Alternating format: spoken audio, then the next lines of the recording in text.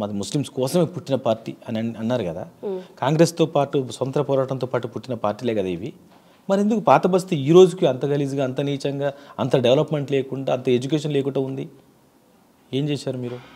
వీళ్ళు ఎవరు ఏమీ చెయ్యరు, కానీ ఇలాంటి ఓట్ బ్యాంక్ కోసం వాళ్ళు మాట్లాడతారు. కాబట్టి అలాంటి వాళ్ళ గురించి భయపడాల్సిన అవసరం లేదు. అలాంటి వాళ్ళే ఇలాంటివి చేస్తారు.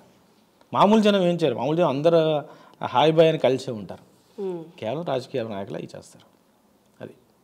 బట్ రేవంత్ రెడ్డి గారు ఇన్ ఆపోజిట్ సపోర్ట్ చేస్తున్నట్టు అనిపించింది. రేవంత్ రెడ్డి గారు ఏంటంటే, ఆయన నిజాం నిరంకుశ పాలన ఏ విధంగా ఉండింది అనేది ఒక ఇంటర్వ్యూలో చాలా క్లియర్గా చెప్పారు.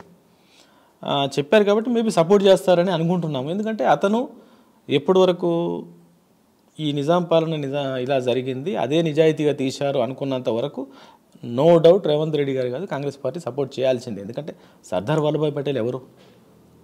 కాంగ్రెస్ పార్టీయే కదా. ఆ రోజు ఉన్న పార్టీ ఏంటి?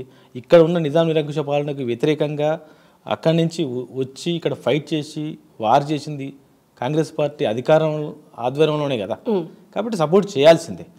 అయితే లోకల్ ముస్లిం పార్టీస్కి ఏమైనా తగ్గి మళ్ళీ మాటలో మార్పు వస్తే చెప్పలేము, దాన్ని మనం వ్యతిరేకించకూడదు. బట్ నేను అనుకోవడం ఆయన మాట్లాడిన మాటలను బట్టి, ఇంటర్వ్యూలో మాట్లాడిన మాటలు బట్టి రేవంత్ గారు సపోర్ట్ చేస్తారని అనుకుంటున్నాను. సపోర్ట్ చేయాలి హిస్టరీని.